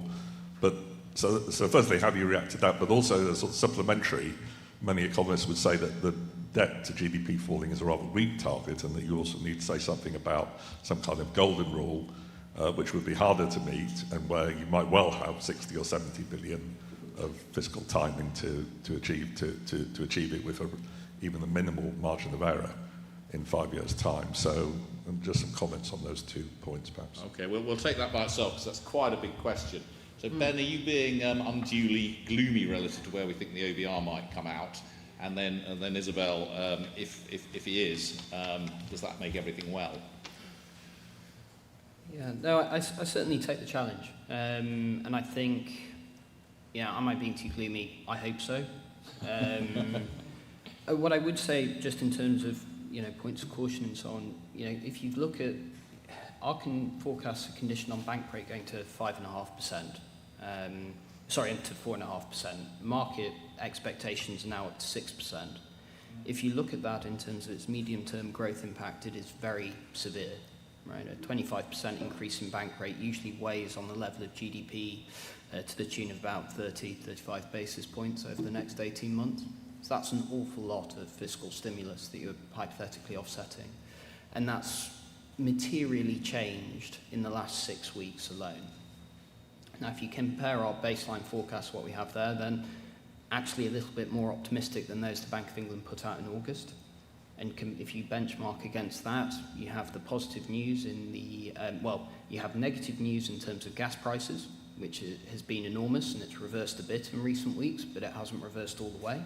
You then have positive news in terms of the fiscal story, and then you have another set of offsetting negative news in terms of the marking up of short-term interest rate expectations. And our own forecasts are conditioned on my policy assumptions, which are 4.5% rather than 6%. So I think in answer to your overall question, then I think these forecasts are reasonable. Now, I think reasonable people can disagree about exactly where they should be and so on, but if you're benchmarking to, say, the NIESR's latest forecast, there's been a lot of news since then. And I would say if I'm benchmarking against the bank, I feel pretty comfortable with these numbers. But I think you're right to reference the extent of uncertainty. I certainly hope things turn out a lot better. I really do. But I think I would find it hard standing up, speaking in front of all you guys today, with a real GDP forecast that looked the same as the OBRs in March. I think then you justifiably say, I'm bloody bonkers. So, Isabel, if the real economy was effectively 2 percentage points bigger than is being forecast in Ben's central forecast, how much difference would that make to the public finances in the future? Well, that would depend a lot on what the nominal economy looks like. And so one issue is that while real growth is obviously incredibly important for living standards and all sorts of reasons, and I'm an economist, I care about real growth, but for the specific issue of that we're looking at, things like how much would you have to tighten to get that on a stable path, what matters is the cash size of the economy. And in that sense, this new forecast really looks quite remarkably similar to even the OBR's March forecast, and I think most of us would think that the OBR will revise down a little bit, even if perhaps not as much as Citi's central forecast is suggesting. So it sort of depends not only on how pessimistic or otherwise are they going to be on real growth, but also how do sort of differences in the outlook for real growth and the outlook for economy-wide inflation, and that means judgments about how severe this terms of trade shock that Ben told you about is going to be, and so on. How those are going to play out to get us to a different path for the nominal economy.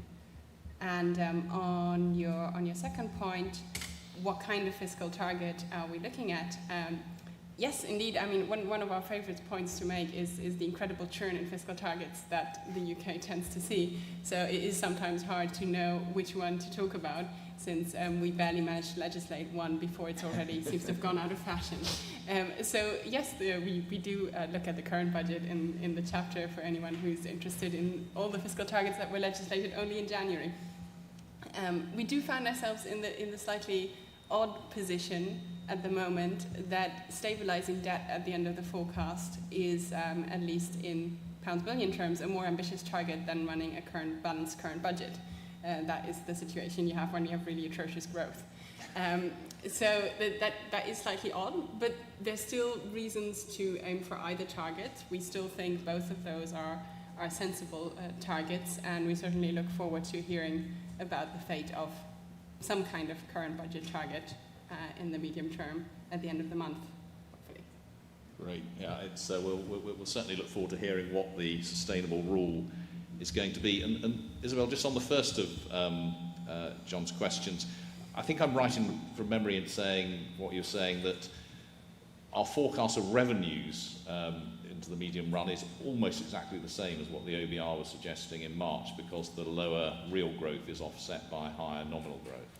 Yes, so in the last year of the forecast... sorry, excluding the 40 billion of tax cuts, I should have said. The pure effect of lower GDP on revenues, from memory, I think is 7 billion now in our most recent forecast, which, well, when I started to work at IFS, I would not have called a small effect, but well, these are the days we live in. 7 billion is essentially zero when you're looking at 5 years. 5 years out. Gentleman next door there. I must confess that, nothing about Gab, I must confess I belong in the we're all doomed camp. Sort of just a broader question. I mean, the government has said about growth, but you painted the picture about the global scenario, and therefore the question arises as to what likelihood there is to be growth with the situation we have in China with the Ukraine war and also with the Brexit tailwinds. So I'd be interested in sort of further comment on that. And there is also the issue of whether growth is sustainable longer term. The Ukraine position has exacerbated the whole question of energy resilience, but also highlighted the net zero transition. And another connotation for a green budget is one that has a green background. I don't see any sort of capacity within the government to manage the net zero transition, which is stated government policy, and I think also stated policy of the Labour opposition should they become into government. So do you have any comments about how the energy policy of the government and the issues posed by the energy crisis can be dealt with by government finances over the next few years? Ben?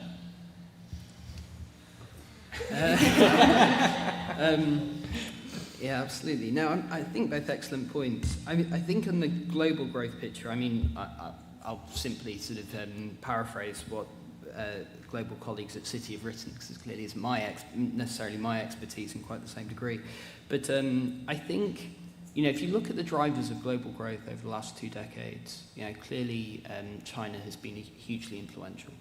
And the internal policy rebalancing there will have important impacts, not necessarily for Chinese growth in and of itself, but for the extent of spillovers into other parts of the world. And that's especially true in Europe, so the idea or desire to move to a more domestically driven structure. And that's something David Lubin at Citi, for example, has written a lot about, and several others.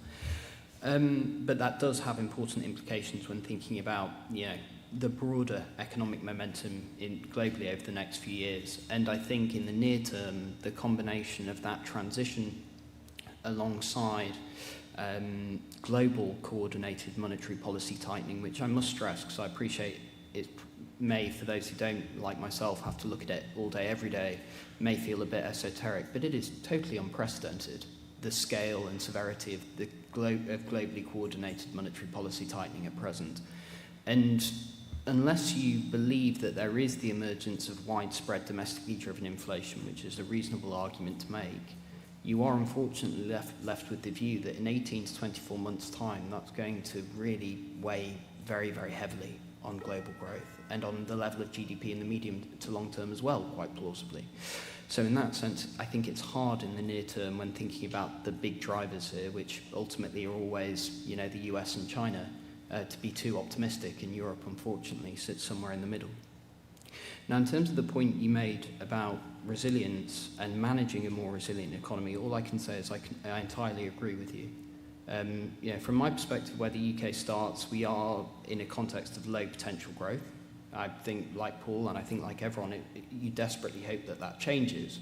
But set against that, you also have to recognise the further downside risks that are coming over the next decade. Now, in that context, I think it's urgently important that we develop a policy approach to managing that transition, which is proactive and takes the supply challenges and seeks to manage those head on. Because otherwise, the risk is we find ourselves in the same kind of context we are today, where we react to the inflationary consequences of that reconfiguration by increasing the cost of capital and whacking the economy again. And from my perspective, that's not a sustainable path to take, fiscally, politically, or otherwise. So I think what you raised is urgently important. I just wish I had better answers for you. I'm not going to provide any answers there, but it's worth reading, particularly the conclusions to Ben's chapter and thinking about what he's just said, because there's quite a sort of deep thought there, which is that our structures for managing the economy now, given the scale and frequency of what look like big supply-side shocks, just may not be appropriate, given the sort of the separation of monetary and fiscal policy in the way that they are, which we've got used to. Now, that's not a plea to the government to get rid of the independence of the Bank of England, but it is, I think it is a plea for some really serious long-term thinking about actually how it is we manage an economy, which now looks quite different from that which we got used to over the last 20, 25 years, where we've had positive supply-side shocks, essentially, with the bringing in of China into the world economy and that keeping a lid on price increases. Here, and then we'll go to that side of the room. Thank you. Tom McPhail from the Landcats. So I wanted to come back to pensions, and you looked at pensions through the lens of public sector schemes, where clearly big liability for the government. Overall cost of pension tax relief, 60 billion, netted off by revenues on pension incomes, maybe 20 billion. So you've got national insurance relief, pension tax relief. About 40% of pension tax relief is going to higher earners. Pension's been rejuvenated thanks to auto-enrolment. Participation rates really aren't in doubt anymore. So that money the government's spending as an incentive to save, as a reward for saving, is not efficient or effective now. Can you make the case for not reforming pension taxation, for not saying, look, let's just move to a flat rate or basic rate? You know, we could save ourselves 20 billion at a stroke. Why not do that, Paul? Well, I think, Tom, you know the argument that we would normally put against that, which is that certainly if you're in favour of an efficient tax system which doesn't penalise savings, then you really only want to tax once, and that would allow you to put money in out of untaxed income and then get it taxed at the end. Now, there are a lot of things I would do to change the taxation of pensions, not least the fact that employer contributions are wholly exempt from any national insurance contributions, which is an enormous and unjustified or unjustifiable tax bonus, because that means no tax is ever paid through the national insurance system on contributions from employers into pensions. One way of overcoming that would be to actually start beginning to levy national insurance contributions on particularly occupational pensions in payment.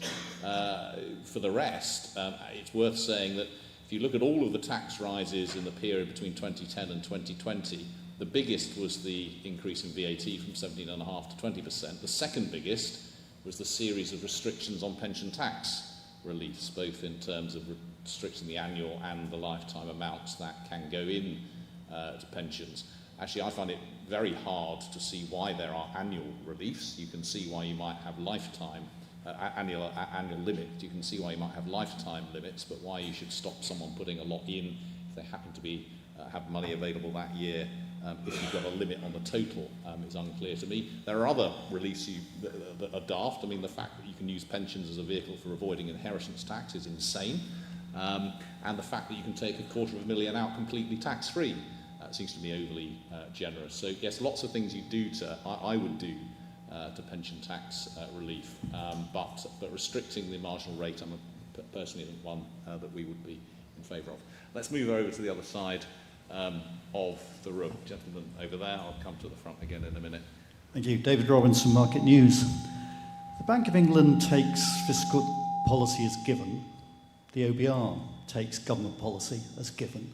So in your projections, if they announce huge spending cuts 3, 4, 5 years down the line, all of that goes straight into the official forecasts. Do we have a problem here? And what should they do about it? And particularly because increasingly you hear private sector economists saying we don't believe either of those forecasts, simply because they're based on unrealistic assumptions. Well, on the spending thing, Isabel, I think that speaks directly to some points you were making. Yes, that indeed is one of the risks we are trying to highlight, that if a commitment to spending cuts is not credible, in that there's either no political support for it or that it is very vague, in that we are going to cut spending by X% in 2025 without specifying what budgets, then that would not be credible. And I think we've all seen what happens when a fiscal strategy is not credible, and that there are real consequences of that. Now, the OBR, of course, finds itself in I think it has an opportunity to really do more of valuable things that it already does, which is to set out what would that mean, what would that look like. If we take these cuts at face value, what would that mean for the spending settlement compared to its historical context? What would that mean for in international context? And to really make it clear for what is the real impact of taking these plans at face value without going for what we might call a sort of more nuclear option of saying we just don't accept this stated policy. Ben, in the context of Bank of England forecasts, I mean, what's your sense of this taking fiscal policy as given, how that works? I mean, I don't know, you might not want to speculate, but of course the Bank of England set interest rates the day before the mini budget, but they kind of knew roughly what was going to be there. Do we think they took account of that, or is that something you don't want to speculate on? I wouldn't want to speculate. I could say what's in the minutes, which was to say, they thought the mini-budget was going to have a material further economic impact. They reflected that in the deliberations. I mean, sometimes the MPC is briefed on fiscal announcements by HMT before the announcement. That didn't seem to happen in the mini-budget case. I couldn't speculate as to why. I have no idea. But sometimes there'll be, the reason why I say that is usually there's a sentence that will say, Treasury officials briefed the committee on X, Y, Z, and that didn't happen in this case. But I think, it's difficult to see any other way. I take your point, David, but I can't imagine the Bank of England, and I certainly wouldn't recommend it coming out and saying we don't think this can be delivered. I just don't think it's appropriate. So.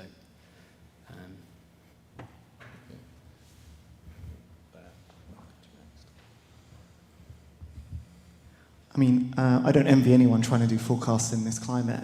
And I think going to some of the political context that tends to follow is they tend to hit you over the head when the forecasts are wrong later on.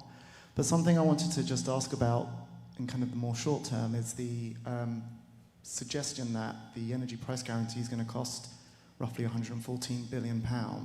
And it was acknowledged it was going to be highly uncertain. Now it's a huge number given that we've got the Chancellor trying to chase 60 billion. And that's what the press is currently running with off the back of this statement. So what does that fan chart look like? How much impact does it have if the energy price guarantee doesn't come out to be that value and maybe is half or double? I mean, it could go, I guess, either way, but what does that fan chart look like? You often see these kind of things in the inflation report from the Bank of England. Where's your perspective on that?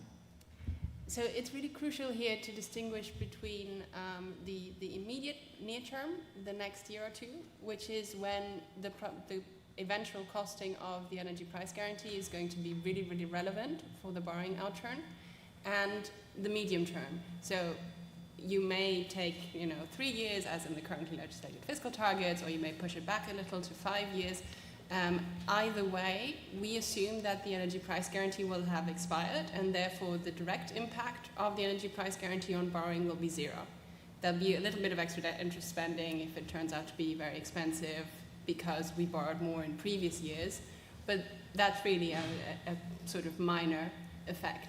So what we're focusing on is that situation 4 or 5 years down the line, when currently we're in an unsustainable situation with permanently rising debt. And that's really what we're worried about. We're not saying that you should be trying to keep debt from rising this year or next year, or during a pandemic, or during a financial crisis. That would be futile and it would be counterproductive. No one's arguing for that. The issue is to have debt rising in every period in quote-unquote normal times. That's where things get worrying, and that's where these kinds of emergency interventions are less relevant. It's about the permanent settings of fiscal policy. It's worth saying as well, of course, that Isabel's 100% right in all of that. Though the more we borrow this year, the more we'll be spending on debt interest in a few years' time. But those are marginal numbers relative even to the 60 billion a year. But they matter. And again, as Isabel showed, we'll be spending 70 billion a year or so on just servicing debt by the middle of this decade, which is roughly for the entire education budget, and is itself, I can't remember, is it 18 billion more than the OBR was forecasting just a few months ago, and that's a lot of additional money. And on the energy package, it's worth saying, I mean, the UK package is very, very big, and bigger than in most other countries, and very, very untargeted. And one of the things I'd very much like to see is that they try to find a better way of targeting it by next winter for households. They've said it will last this year and next.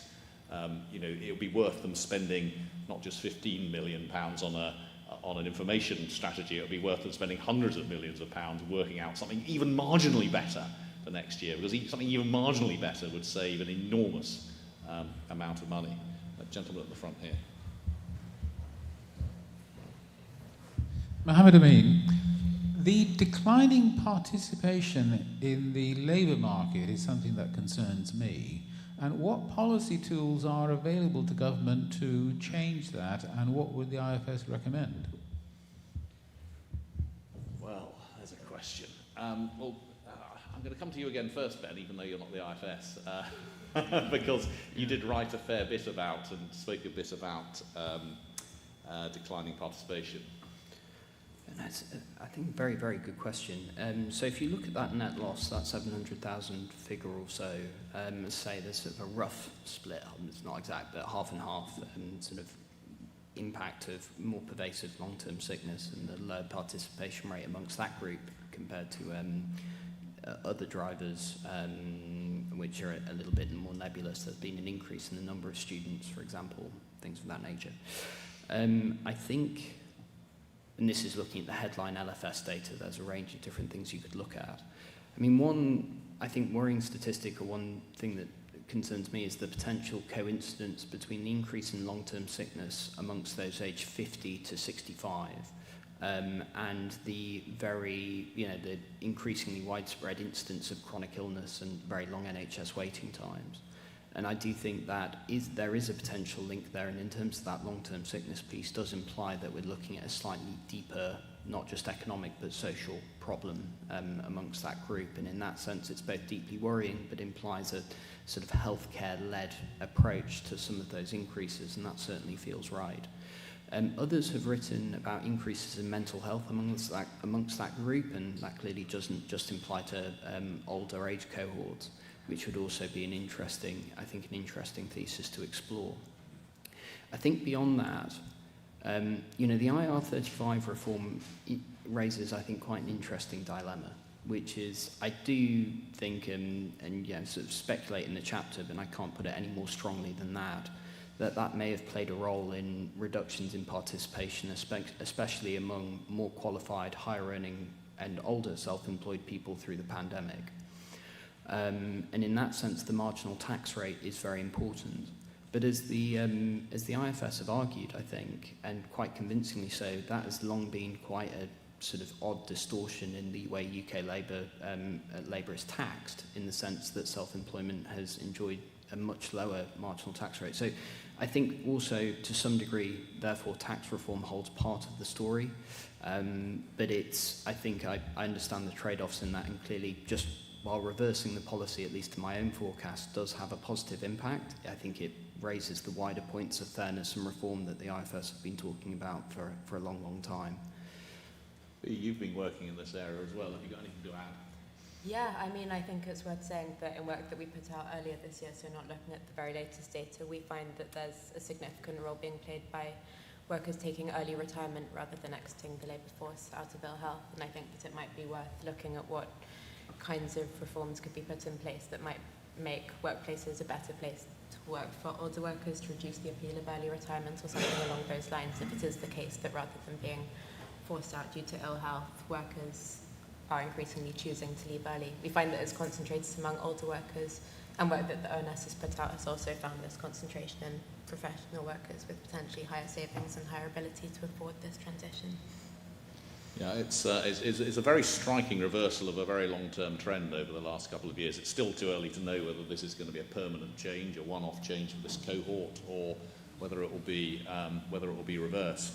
And the data out today is quite worrying again. I mean, the vacancies up, labour force participation down really quite sharply, and a lot of pressure on wages as a result. So I think this issue about participation is a really important one. Now, I've stayed at the front. Are there questions towards the backs? Gentleman here and then over there.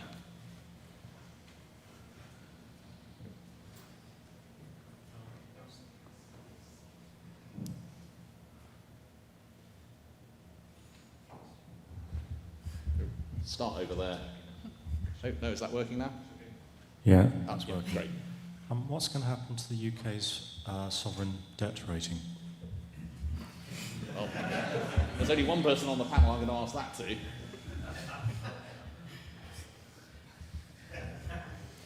So I think the next Moody's and S&P decisions are due on the 21st of October, and we do expect one-notch downgrades. I think beyond that, it's wholly in the hands of how policy subsequently progresses. I don't think rating agencies are seeking to get ahead of this. And does it matter what rating agencies say? It's sort of age-old question. It does matter. It particularly if the UK was downgraded not once but twice, you would start to see some non-UK domiciled investors. You start to run into their own institutional constraints about what they can hold and what they can't. So for this one, it's not so much of an issue. But if you go beyond, you start looking at large reserve managers, you potentially get into a more troubling space. But it's that institutional channel that matters.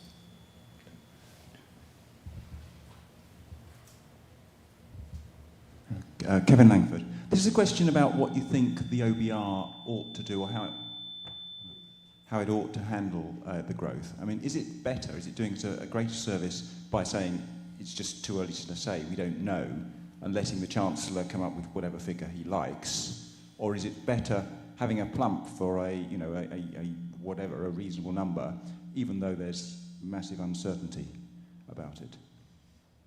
Well, do you want to have a first shot at that, Isabel? Sure. Well, I mean, they do, right? They make a forecast.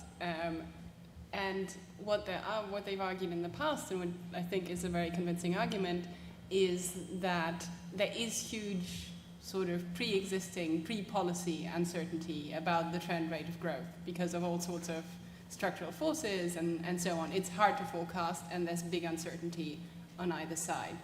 And to then go and say, right, but if we have even a reform that the IFS would approve of, a big planning reform or a big sort of reform to the structure of the tax system as opposed to just cutting headline rates, that might work, but most estimates would say that's a small effect.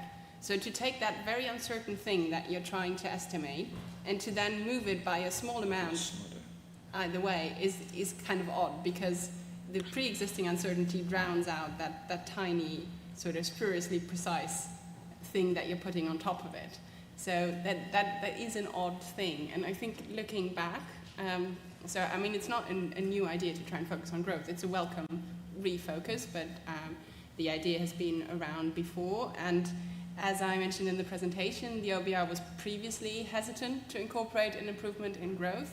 And since then, they've had 2 or more downgrades to their trend growth rates, not because they as a judgment on policy, but just because of wider structural forces out in the world. So it's now, been revised down, not up. So I'm not sure you could really argue that what they should have done is to revise it up by 0.1 because of planning reform. I think Isabel's absolutely right there. I mean, I suppose I've got 2 reflections. One is growth has been really poor for a while now, and it's looking really poor now. We got used to growth at 2.5% for a very long time, and we were taken by surprise that it's gone so badly for so long. At some point, just as interest rates have come off the floor, hopefully growth will come off the floor. We don't know when.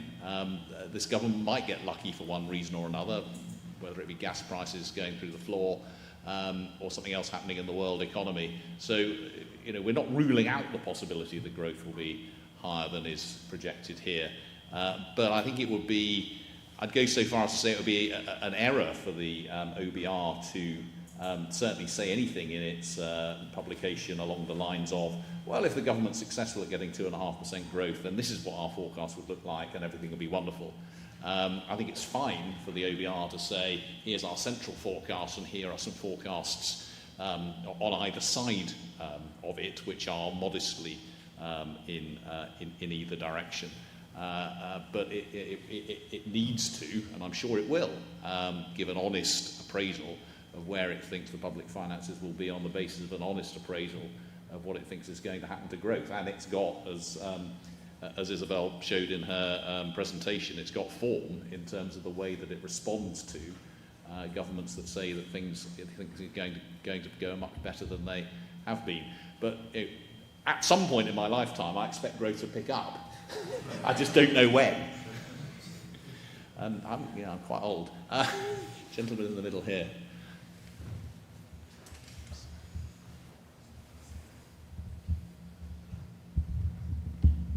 Thank you, Derek McAllister.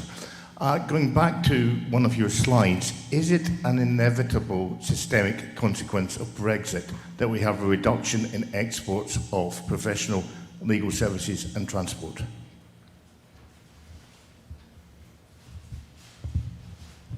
Ben? I think if one ever phrases a question in the form of "is it inevitable," the answer is almost by definition no. It's sort of the flip side of "is it possible that." I think it certainly feels as though the regulatory. So there are two things when looking at this. The first is the scale of regulatory barriers between the UK and the European Union, and those have increased materially. And I think, you know, by virtue, and that's partly by virtue of the trade cooperation agreement in and of itself. It's also partly, unfortunately, by virtue of the way relations between the UK and EU have developed, that there doesn't seem to be a huge amount of institutional trust, even below the headline level, and that can make life quite challenging for highly regulated services that depend on that conversation between regulators and some common recognition of rules and so forth. So all of that does pose an issue. And then the second element, and this is the conventional way of modelling trade, would be to say, usually you look at things like proximity, sort of economic and social commonalities, and economic scale as your main drivers of a bilateral trade relationship. And what that would say is it's very difficult for the UK to replace the hit to trade that comes with, you know, the increase in frictions with the European Union through new relationships elsewhere. And that's just to do with that kind of distance and some of those other issues or dimensions. But the reason why I'm a little bit hesitant to say it's inevitable is, you know, firstly, I'm just wary of making any conclusions such as that. There are always limitations, and I'm well aware of them on a range of economic analyses, and that will always limit you. But I also think with services trade in particular, there's an awful lot that just we really don't know sometimes about the way these trade relationships can behave. And I would say that some of those conventional elements, things like geography, could hypothetically matter less. So I don't think, you know, I think it's always important to say not all hope is lost in this, and that's certainly true of trade. But I just think I think of these things, and when I put out a pessimistic forecast, I take it as a policy challenge, rather than me sort of trying to, you know, make everyone very sad. But sometimes it isn't taken as that.